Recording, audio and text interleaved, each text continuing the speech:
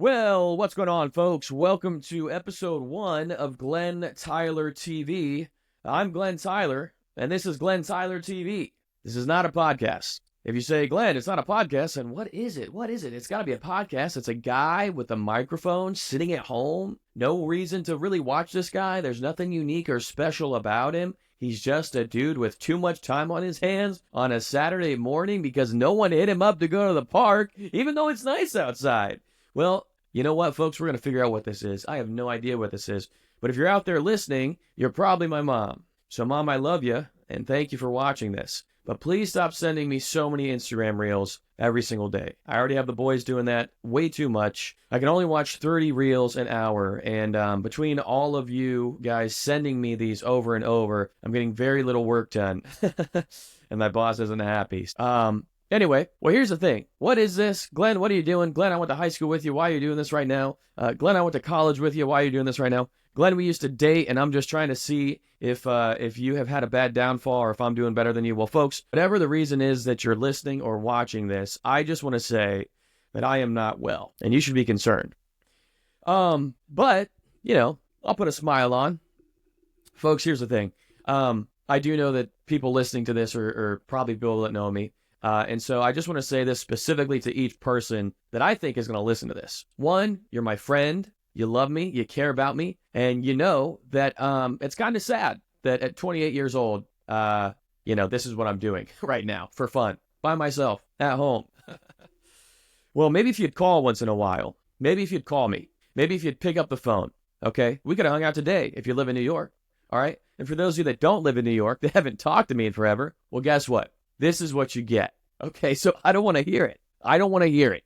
This is America. I can do this. It's actually legal. Now, if you're my family and you're watching this, I just want you to know that I'm going to be joking around a lot. I'm kind of in character, out of character. You know, this is kind of me, kind of not, because I want to have the ability to both make jokes and be funny and say things that are funny and not at all true, but also say some things that are a little true, but mostly funny. And then also have the ability to say things that I don't know if are true, say them in a funny enough way, so that if it looks bad on me months from now, I can look back and say, it was just a joke. And that, folks, is how I will win the presidency of the United States in 2075. Because by then, I'll be around 80 years old, and that's about how old you have to be, I think, to run now. So, with that, listen, we're just going, as in we, I mean me. I have no idea what this is, guys. I was bored. I've always wanted to do some type of talk show. I've always wanted to do some type of thing where I'm getting all the attention on me. And, you know, that's not worked out too great. So I'm doing this because I love comedy. I love New York City. I love my friends. I love my family. I love myself probably way too much. And I like talking. And I talk too much. I talk so much that my friends and family don't want to talk to me anymore.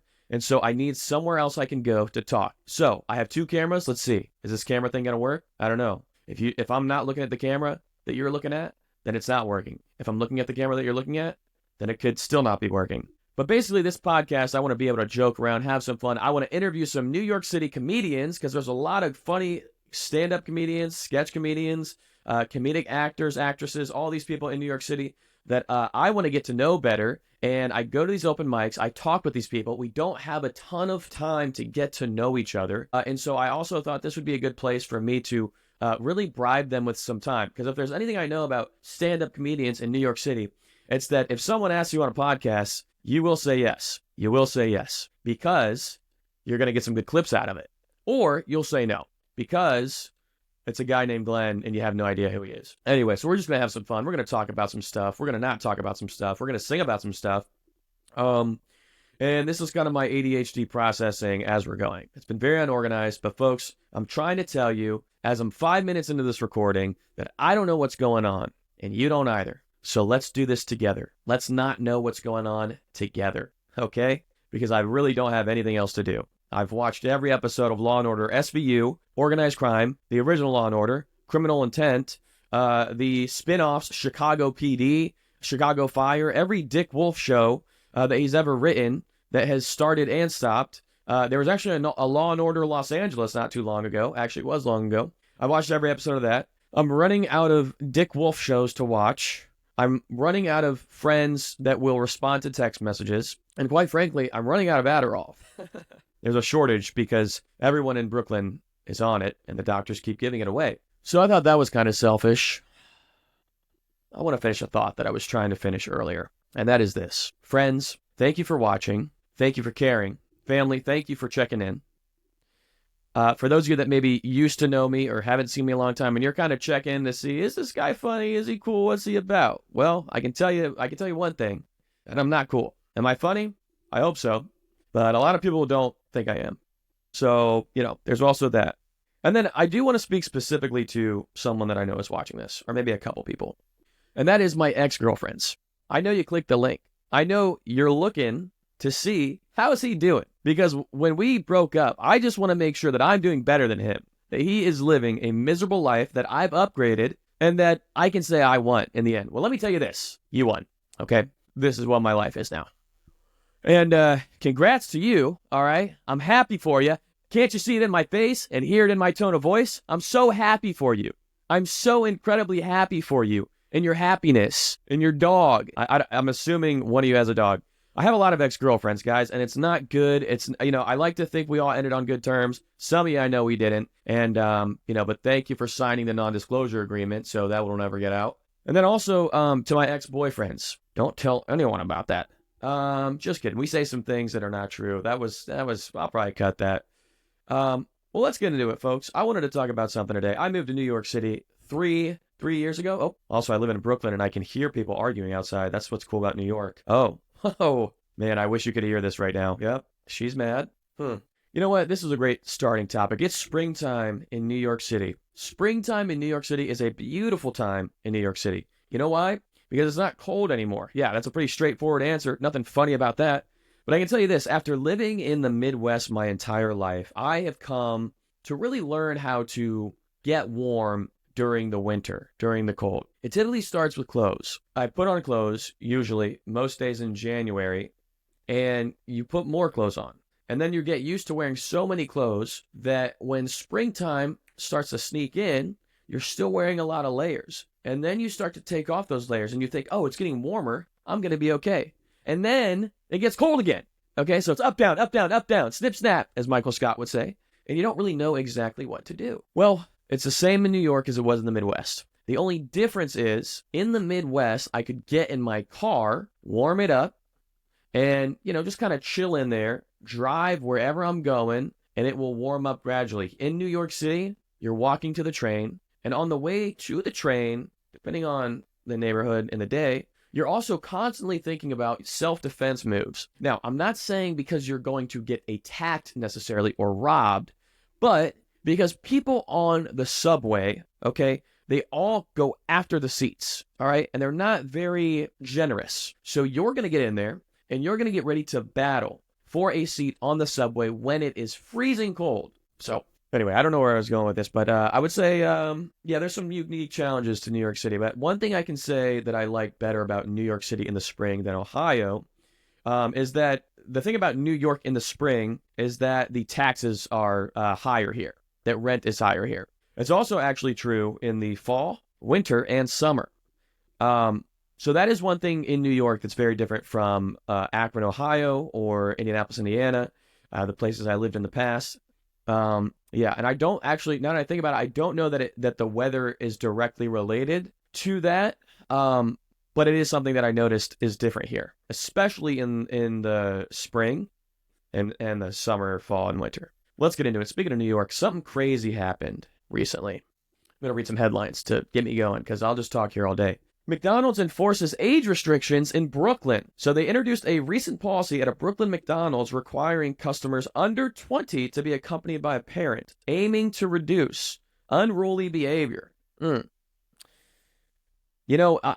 gotta say, I'm not mad about this. I'm not mad about this at all. The reason that I'm not mad about this is because I'm a reasonable young man.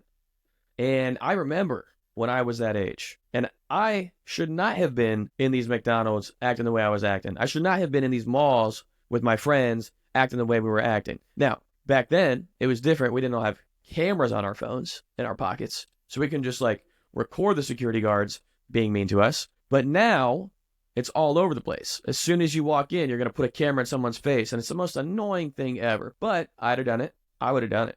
The reason I'm not mad about this is because I am starting to become a 60-year-old man at the age of 28. I want to go into McDonald's like any other healthy millennial. I want to order a McChicken. And if they have a deal going, I want to get the 2 for $3, the McDouble and the McChicken, okay? And then I'll add an extra fry on top of that. All right, but what I don't want is to walk in there and have a bunch of kids coming in my McDonald's, coughing in their hands, putting it on the kiosks because we don't talk to people anymore. And then they start acting like fools. They start taking out these little plastic things called credit cards, and they start swiping. And it's not even their money. It's mom and dad's money. So they're coming in there with their entitled self. They don't even understand. I had to work for every single dollar I got to go to McDonald's, except for, when I would take it from my parents' wallets and stuff. But they didn't know I was doing that. And oftentimes, my parents' wallets were empty. Yeah, we were poor. Okay, well, they were poor. I was unemployed. So I was kind of going through a tough time from 5 until 15. Yeah, that was tough. There was a huge, you think it's tough to get a job now. For a 5-year-old in 2001, especially after all that stuff that went on, that was tough. That was tough. Anyway, I'm not mad about this. I think it's good. I think it's good for America. I think it's good for McDonald's. McDonald's is really important to this country. And I think that if kids are going to come in there and vandalize it and screw around and, act rude and everything, well, then they should be behind the counter working, because that's the job of a McDonald's employee, not the clientele. All right, next topic. Financial market volatility. Look like it's been a wild week, folks. Highlight the recent tumultuous activity in the financial markets with major, I can't even read words, man, significant fluctuations. We're going to talk about the market, which I'm not an expert on, but my roommate actually is an expert on. I have a lot of friends that know about money and stuff like that. So it's saying here there's some significant fluctuations. One thing with me that fluctuates is my emotion. So I might not know a lot about finances, but if the financial world is anything like a human being, it's going to fluctuate. And I just want to speak to those out there, that might be in the same boat. You feel like you just can't catch a break. You feel like it's just never going your way. All right? You feel like every time something seems like it's going to go good, it goes bad. You're on the roller coaster that we call life. Well, listen, if it makes you feel any better, the financial market is fluctuating just like you and I, just like our weight, just like our discipline, like our happiness, our joy, our sadness, whatever it is, our ability to pay attention long enough to know what is going on in front of you. I can't even focus, man. Like, I'll have a friend who loves me very much, I think, and they're talking to me, and I can't focus. I start looking at their nose, and then I start seeing like a nose hair, and I'm like, what is going on? Like, bro, shave your nose hair. And then he's talking to me about something that's going on with his parents, and it's like a really sad thing, right? But I can't even focus because this dude has a forest coming out of his nose. Yeah. So anyway, so with that, I would say invest in index funds, mutual funds, maybe a high yield savings account. But yeah, the market fluctuates. We all fluctuate. And you know what? That's okay. So to Wall Street, hang in there. Your day is coming. I have no idea what's going on. I don't know if this is good, but we're at 15 minutes and it feels like I've been doing this for 30 minutes because I'm running out of excitement. I'm running out of, really, I'm just starting to realize how pathetic this is. But we're going to keep going anyway. All right, let's see. Also, I got these topics from ChatGPT. I said, hey, I'm bored and I'm just going to do a podcast today. Or not a podcast. This is not a podcast. This is a YouTube channel. And I'm going to have a sketch comedy team here soon. And we're going to have funny videos that other people wrote because I can't write funny videos. But we're going to have sketch comedy. We're going to have some stand-up comedy clips. We're going to have Glen Tyler TV. We're going to have some rants about everything that you want to hear about or that you don't want to hear about. And you know what? My mom is going to listen to every single one of these. Okay? So, hey, I got one fan. And, I would love for you guys to just play this in the background. Like, you can mute it. If you mute it and you turn it on, press play, then it looks like people are doing it. So that could be helpful. All right. Well, let's see. Oh my gosh, guys, how about the air, right? How about the planes? Okay, how about the birds? They're getting in the way of the planes. I don't know if you saw this. You definitely saw it, unless you're living under a what do they call it? Under a volcano, right? Is that what they say when you don't know anything that's going on? Air travel woes and recent aviation disruptions. Well, let's see. There's been some current challenges in air travel, including staffing shortages leading to flight delays and cancellations. That's interesting that that's what it says right here. And ChatGPT is really avoiding some of the bigger elephants in the room, or should I say, some of the bigger plane crashes in the room, since that's what happened. Okay. A little too on the nose there. Not a very poetic, metaphorical guy. And I keep moving this microphone so much, I hope it's working right. But I really don't know. Let's see. Yeah, the helicopter thing happened at the Reagan airport. That was tragic. These are all really sad things, by the way. They're no laughing matter.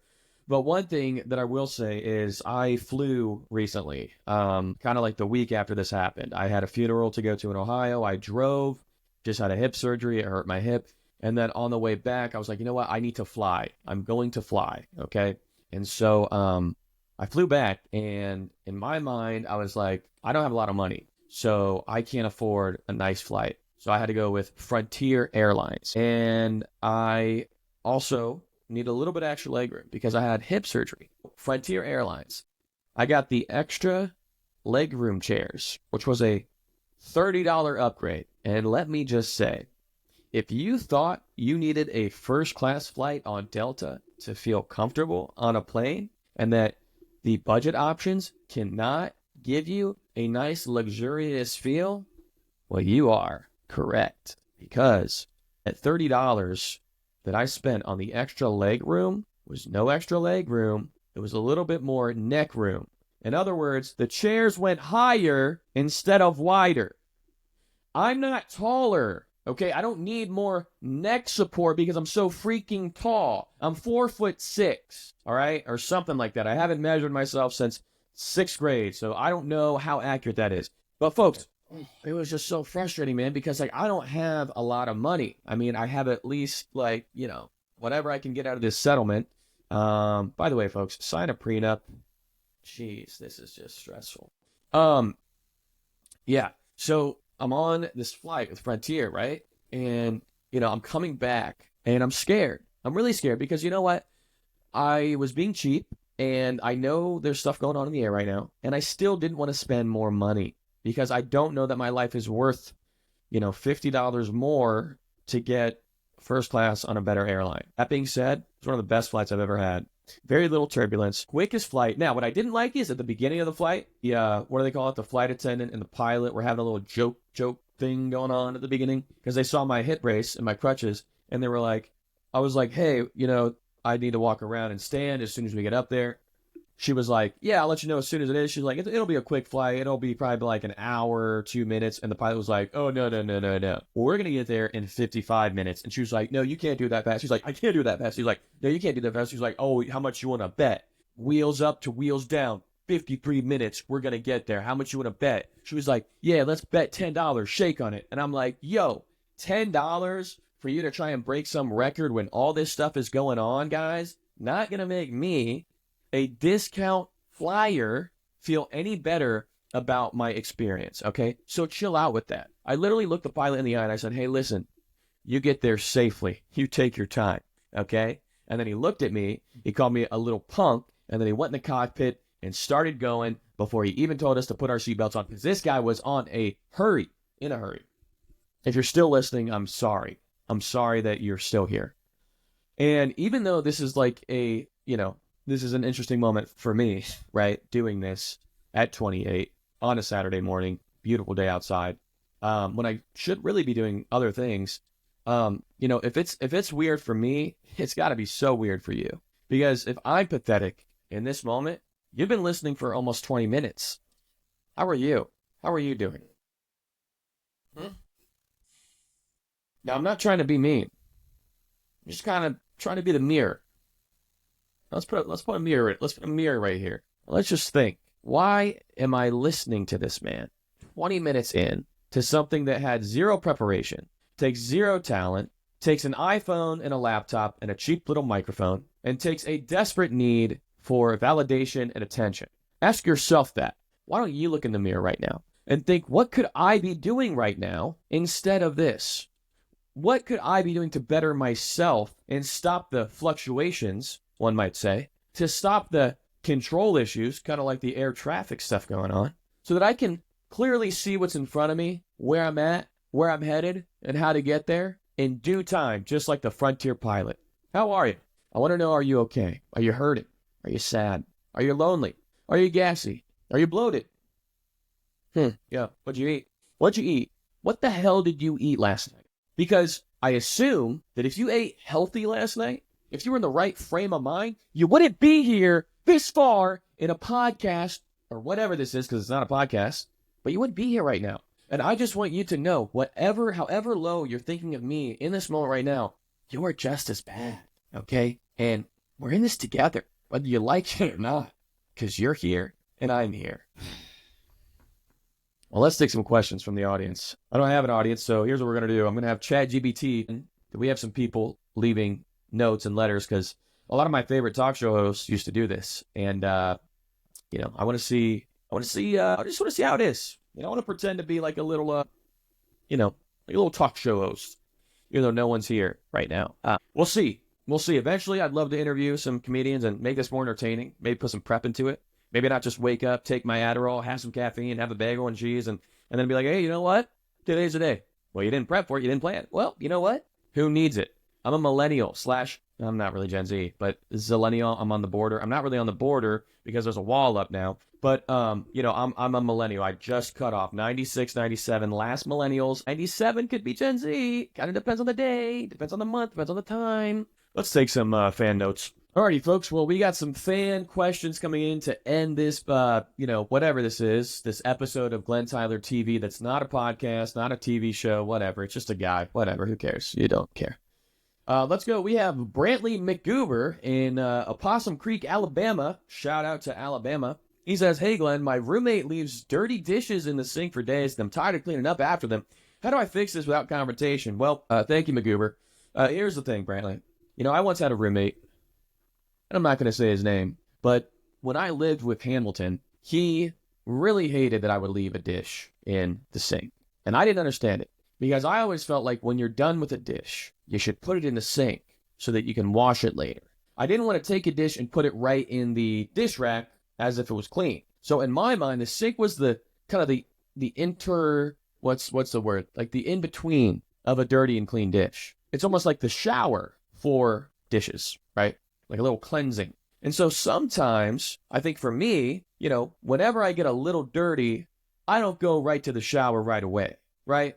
If it was an intense workout, I'm sweating and gross and terrible, yeah, I'm going to go right then. But if it's like, if I did a little bit of something, right, I'm going to get through the day and I'll shower later. Or better yet, I might even shower the next morning, but I'd rather go to bed clean. I'd rather wake up clean and go to bed clean. But, I'd rather go to bed clean. And so in my mind, that dish is sitting there because it needs a shower, but it's got a day ahead of it. So listen, I would say be a little gracious towards your roommate, but if it starts to really become a problem, I would maybe consider blackmail, consider ways and leverage that you could, kind of threaten him with, because if you've asked him nicely, then he's not going to do it. And the only way at this point to change that is by brutal force and aggression. So good luck, Brantley.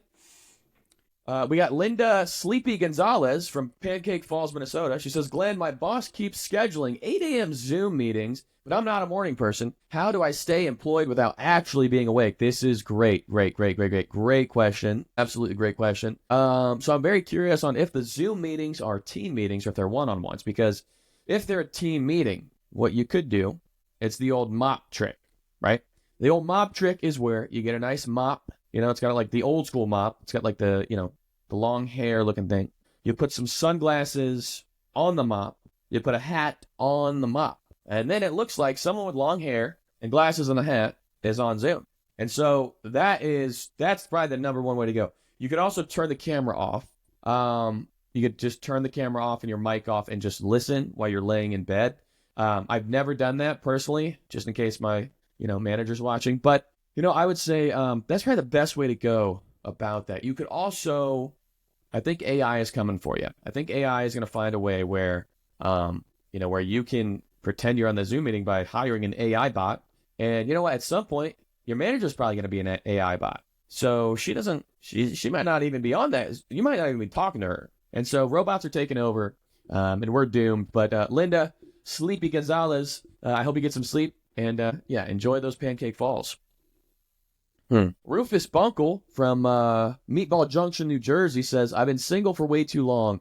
Do you have any unconventional dating tips that actually work? Well, Rufus, I understand, but here's the thing. That's a question. You're asking me this question, but do you see where I am right now?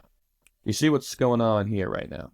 All right, next question. This is from Debbie Whifflehouse from Boredom, Indiana. What's the best way to get out of going to a wedding I don't want to attend, but I already RSVP'd yes? Getting out of a wedding that you don't want to attend.